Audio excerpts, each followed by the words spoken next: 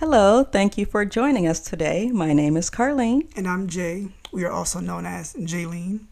On this channel, we recap and provide our reviews for Married at First Sight. Tonight we'll be reviewing episode 2, Runaway Groom.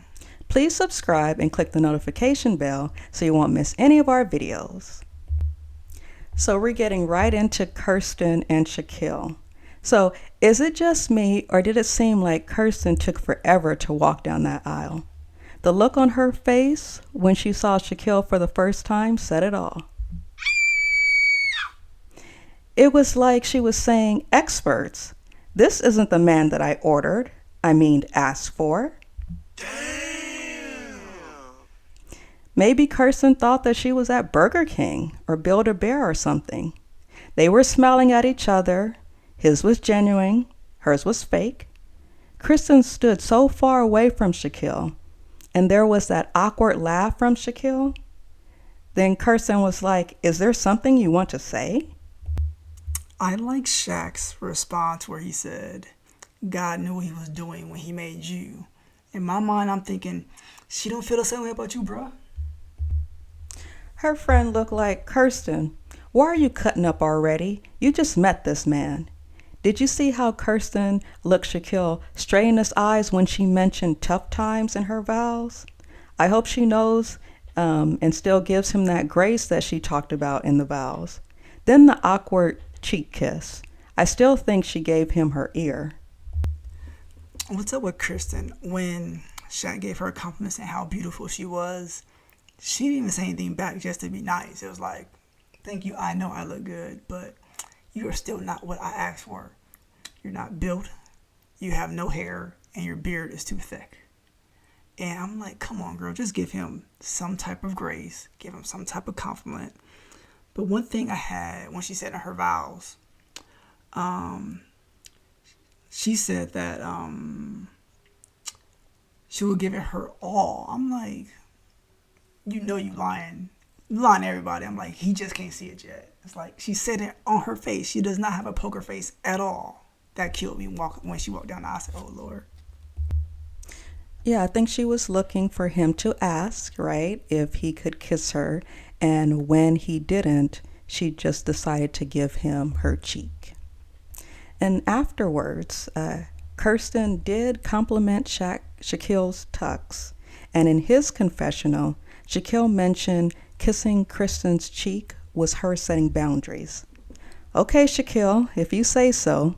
At least he's trying to be optimistic.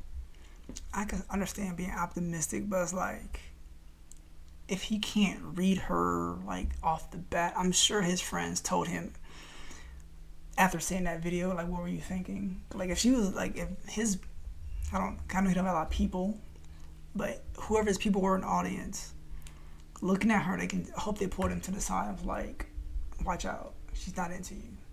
Because when you talk about the boundaries part, I'm like, nah, she's just not into you. Because if you were Michael B. Jordan or somebody, you wouldn't have to ask. You can just go in for that kiss. You can tell Shaquille is physically attracted to his wife and likes her teeth. I like how they talked about tailgating. This is something that they can do together. Kirsten looked concerned when Shaquille mentioned his scar in the car accident. Then she was trying to do the math to figure out his age. Her jaw dropped when she realized that he was younger. However, she liked his teeth and personality. As you can tell, teeth was a top requirement for this couple. Yeah, but for her, strike one, he's bald. Strike two, I'm like, show the man some grace. I'm like, so he needs to be well endowed. And if that's not the case, you like his personality, that seems to be a good thing right now. Go over his looks. Like, I can't with her. It's like, I can see why she's single. I see why she's single. Like, yeah, she's an attractive woman and all, but as soon as she opens her mouth, all that goes out the window. Okay, so Domynique and Mackinley. With this couple, you can tell they did a lot of editing. The first wedding dress and the first tux they tried on was the one. Where they do that at? Mackinley talked about wanting to find love and start a family. Domynique believes her wedding dress suits her well.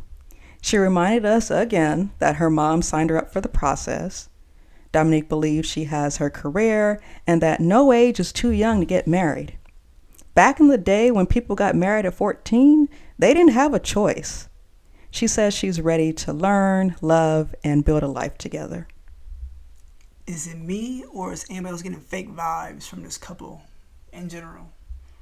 Think about Mackinley's story, how he's coming from Michigan and he had like a certain business. And why would you leave that to come to Tennessee? Something just not sitting right with me there. So I'm like, he might be a recruiter for the show as well. I just don't like this couple in general just by thinking about them more. And I really don't like Domynique at all. It's like she shouldn't even be on this show. And I can't wait till we find out what happens down the line with these two. Nicole and Chris. While looking at wedding dresses, Nicole talked about how she doesn't like shopping or trying things on. She wants to look her best because she doesn't want her future husband to be turned off by her looks and personality. I don't think he'll have a problem with her personality, just her speaking a lot. If he doesn't mind that, I think they'll be fine. This is my favorite couple of the season. I'm more like Nicole than Chris. I think he's entertaining. As Nicole was trying on her wedding dress, her mom and her stepsister discussed their fears of Nicole having too much energy and hoping that her future husband can match it and rein her in. I don't like how they are putting so much hope in someone else reining Nicole in. I keep thinking about Lindsay, but Nicole is a different person, and I know we have to give her a chance. Isn't it also like, you said Lindsay, right? Or Lindy? Lindsay. Yeah, because when I hear reeling someone in, I'm like, that's work, that's unnecessary, and that's a red flag for me. That shouldn't be the case. Like his future wife, Nicole, Chris wants to look his best and has fears of her rejecting him. However, he was really feeling himself when he found his tux. It's good that he was feeling confident. There's a difference between confidence and cocky. While they were getting ready for their wedding day, Nicole's mom advised her to be a lady tonight. I hope we all know that nothing good comes out of couples that go all the way on the first night. Yeah, I just like how she jokes around about that kind of stuff. But yeah, if they're going to sleep together on the first night, which she said they won't, and I believe that because you're going to be tired anyway with all the stuff you got to do. But it's never a good sign because usually couples don't last when that happens. I would say don't sleep with someone on this show until like you get to the end of the 8 weeks where you know you're going to stay together and you have some type of chemistry built up. I guess this was noteworthy because we saw the gift that Nicole received from Chris. She read the card first and noticed her gift had many parts like the one she gave to him. Nicole was happy with the items she received and was excited to wear the necklace. Nicole teared up when knowing her future husband cares for her and hasn't even met her yet. This is why she wants to marry a stranger, because guys she picked for herself never cared for her like this. Nicole is looking forward to her future husband cooking for her. Did Chris mention that he can cook? Nicole wants that food pusher like Lindy had from the last season. Chris is happy that his family is supportive. His other two brothers are married and he doesn't want a divorce. Also, he didn't want to eat and talked about not eating before playing sports when he was a kid. Chris was also happy with the gifts he received from his future wife. In his confessional, Chris talked about drinking a lot of water and having clear pee. This is why they were matched. We can look forward to them saying inappropriate things. That's too much information. This is one of those things where it's like, we didn't need to hear that or need to be filmed or put on TV. Chris and his mom walked down the aisle together. Because he was so nervous, Chris started complimenting the audience. I liked the touching moment with Nicole and her dad before walking down the aisle. Unlike the first couple, Nicole and Chris actually spoke to each other, including giving each other compliments at the altar. How interesting it was when they both guessed each other's names. Remember, Chris was like, I think her name might be Nicole. Chris and Nicole are not unique names, so I'm not that shocked. Is it me, or could that be fake for TV? I don't understand it. It reminds me of what Ashley and Anthony, how he said, oh, I think my wife's name is going to be Ashley. He ended up being right, but that didn't seem as far-fetched in this one as in this one for the season. Both of their families talked about them being talkers. Nicole was surprised when the officiant talked about Chris having babies. This was before she knew they were fur babies. In his vows, Chris mentioned buying flowers for no reason. I'm going to be looking out for those flowers when I see them in their apartment. When they were getting to know each other, Nicole tells Chris she is speechless, and that's rare. She really wanted to know about his dogs. In her confessional, Nicole talked about all the questions she wants to ask Chris and how she wants to kiss him again. Then Chris explained his work injury, and Nicole was respectful. We have no doubt that Nicole and Chris are attracted to each other.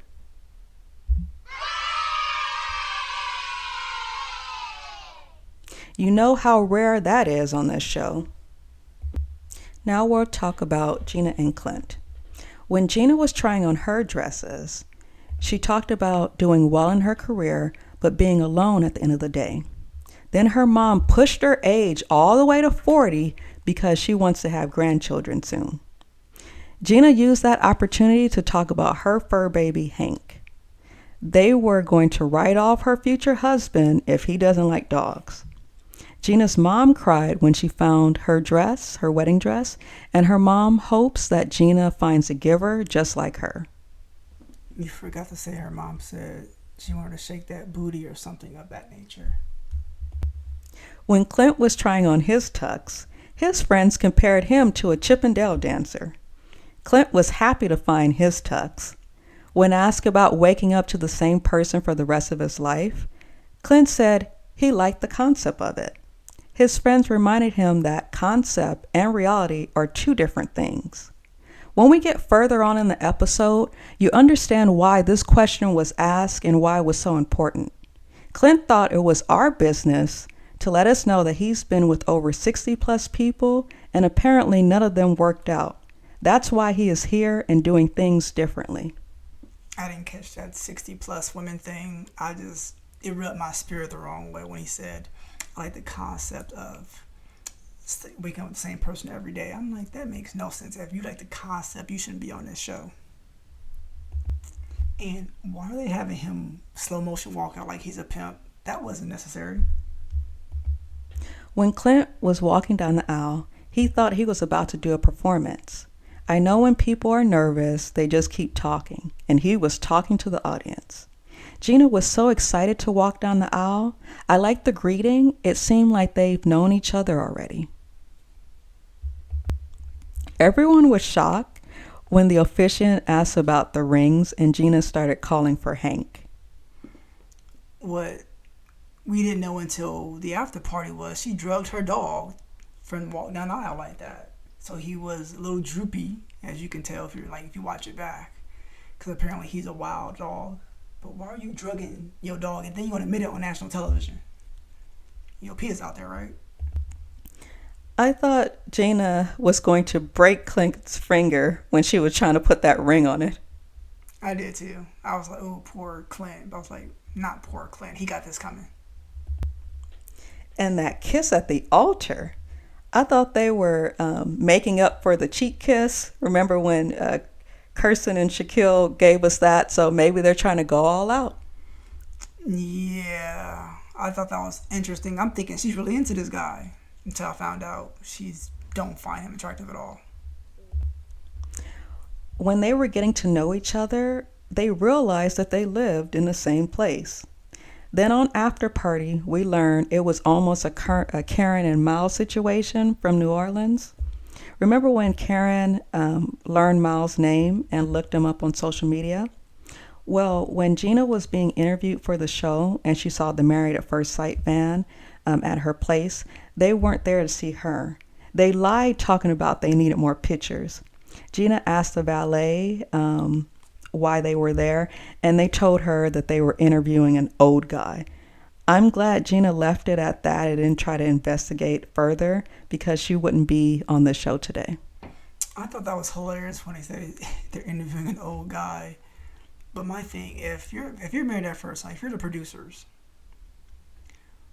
make sure she's not in the building or film when she's at work working with Clint. Cause that was just stupid.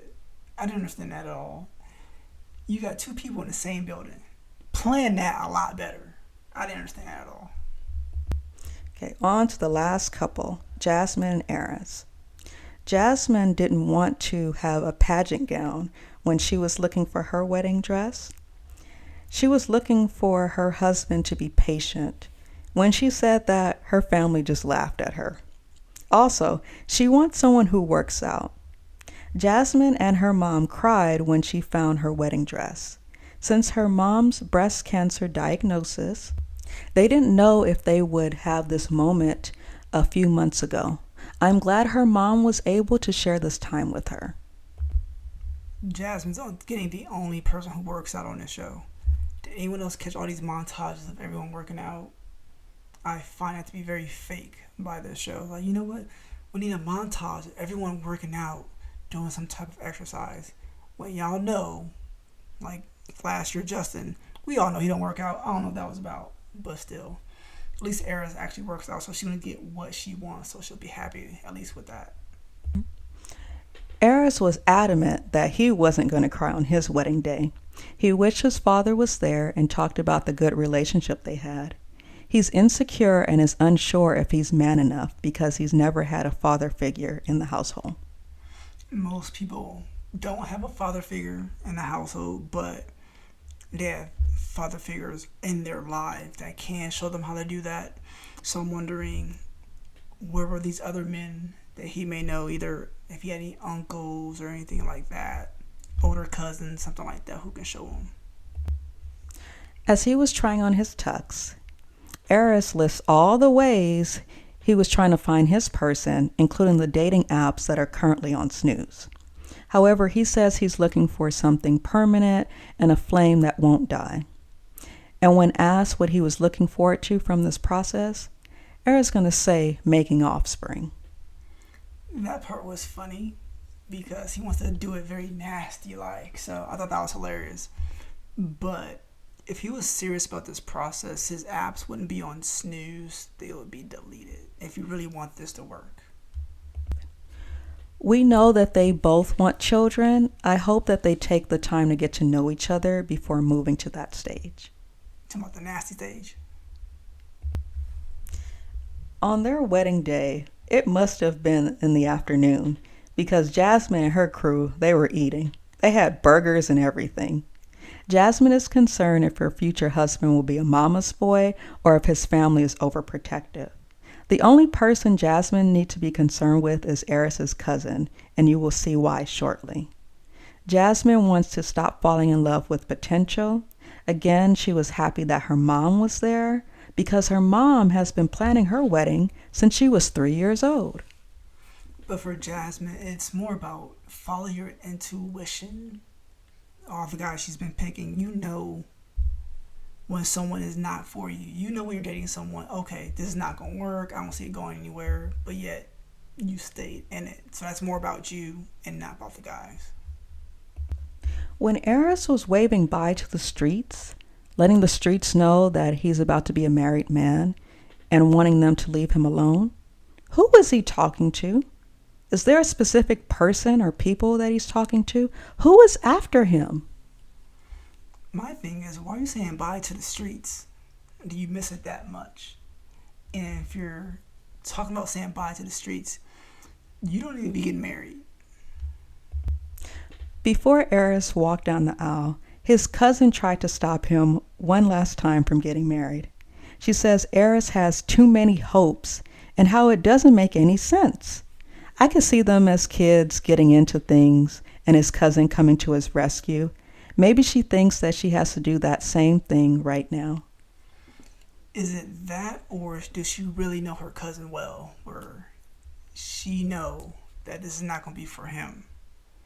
I like the cousin. I like how she's trying to be there for him, but I wish she was a little more supportive that he wants to go through this process. Even though she's probably right, where he shouldn't be doing this, and we're going to find out in, 14, 15 more episodes if that's going to be the case or not. But I just wish family would just be a little more supportive, even though they don't agree, but still be supportive. Well, that's all we have for episode 2. What are your thoughts on episode 2? We'd love to hear from you. Put your answers in the comments. Please remember to like, comment, and subscribe. Don't forget to click the notification bell so you won't miss any of our videos. Later, everyone. Bye.